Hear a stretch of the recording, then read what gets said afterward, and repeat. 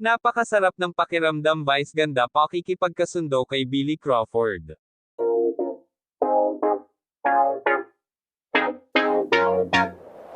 Pinangunahan ni Vice ganda ang Christmas tree lighting ceremony sa Times Square Food Park sa Araneta City.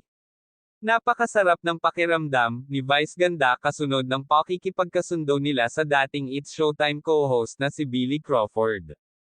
Nagsorry ang huli kay Vice, madlang people at sa kapamilya audience nang mag-guest siya sa magpasikat performance ng main host noong November 9 episode kasama ni Billy ang kanyang anak na si Amari at asawang si Colleen Garcia.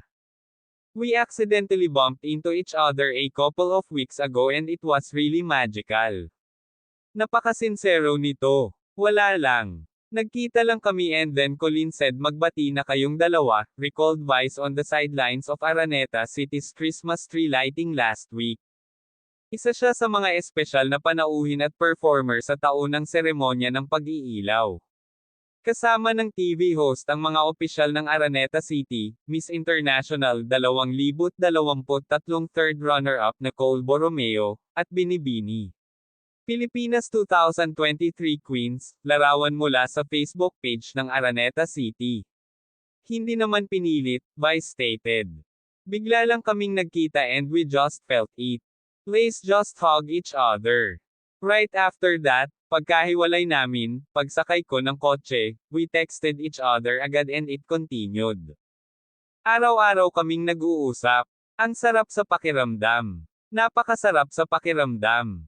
Noong Nobyembre taong 2021, nag-unfollow sina Vice ganda at Billy sa isa't isa sa Instagram, na nagbunsod ng tsismis ng hindi pagkakaunawaan sa pagitan ng malalapit na magkaibigan.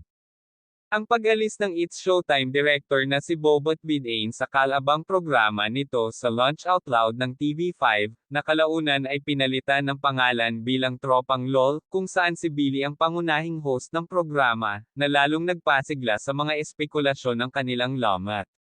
Si Vice kasama sina Billy Crawford at ang kanyang asawang si Colleen Garcia at ang kanilang anak na si Amari sa isang espesyal na pagpapakita sa It's Showtime, larawan mula sa Facebook page ng It's Showtime. Quoting Billy, Vice ganda shared that it has been 3 years na hindi sila nag-uusap. But in between those 3 years, there were attempts na mag-usap, na maayos yung hindi maayos, he added. Hindi pa ito ang tamang panahon. Sabi ko maghintay tayo sa tamang panahon, huwag tayong magpaapekto sa ingay. Dapat sa amin nanggaling ang desisyon at hindi sa ibang tao. Sinamantala rin ng It's Showtime host ang pagkakataon para ipahayag ang kanyang pasasalamat sa mga sumuporta sa show sa loob ng 14 na taon. Salamat sa lahat ng mga baliw, buong Pilipinas na nagpakita ng suporta at sumubaybay sa isang buong taon ng It's Showtime. Maraming salamat. Happy anniversary sa ating lahat. Gaya ng dati, magse-celebrate si Vice ng Pasko kasama ang kanyang buong pamilya at plano rin niyang magbakasyon sa ibang bansa kasama sila. Ang kanyang hiling sa Pasko ay, kapayapaan para sa lahat. It sounds cliché but at this point in our lives, that's what we need. Kapayapaan at pagpapagaling para sa lahat, alok niya. Every year, kahit anong mangyari, tuloy-tuloy, walang makakapigil sa atin na mag-celebrate ng Pasko. And I hope in this season, manatiling payapa ang mga puso natin, manatiling malulusog tayong lahat and let's keep that smile on our faces. Tapusin muna natin ang pagdiriwang ng Pasko at sa susunod na taon, tsaka natin siya harapin, sagot niya ng tanungin tungkol sa kanyang mga proyekto para sa susunod na taon.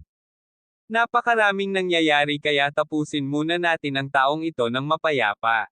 Samantala, pinangunahan ni Vice ang 100-foot Christmas tree lighting sa Times Square Food Park sa Araneta City noong nakaraang linggo, kasama ang mga opisyal ng Araneta City, Miss International 2023 third runner-up Nicole Borromeo, at Binibini. Pilipinas 2023 Queens. He rendered an energetic performance of Whitney Houston's I Wanna Dance with Somebody at Bibrex's The Way I Are Dance with Somebody, sa Araneta stage. Kasama niya sina Seth Fedilan, P-pop boy group na VXON, It's Showtime Kids, Laika Estrella, at Taylor Swift. Ang kaganapan ay pinangunahan nina Jeremy Glinonga at Anna Ramsey. Nakaugalian na ni Vice na bumalik sa Araneta para sa taunang Christmas tree lighting. My Christmas is not complete kung hindi ako kasama dito sa tree lighting ceremony sa Araneta, he told the event goers. Unang-una, napaka-espesyal sa akin ng Pasko at itong Christmas tree lighting event sa Araneta ay espesyal din sa akin. Napakaraming tao ang pumupunta rito upang saksihan ang kaganapang ito. At gusto kong maging present dito, pati. Gusto kong maging isa sa mga taong baliw sa magandang seremonyang ito ng pag-iilaw ng Christmas tree. Ito talaga ang naghuhudyat lalo na nang nagsusumigaw sa kaligayahan ng mga Pilipino dahil magpapasko na.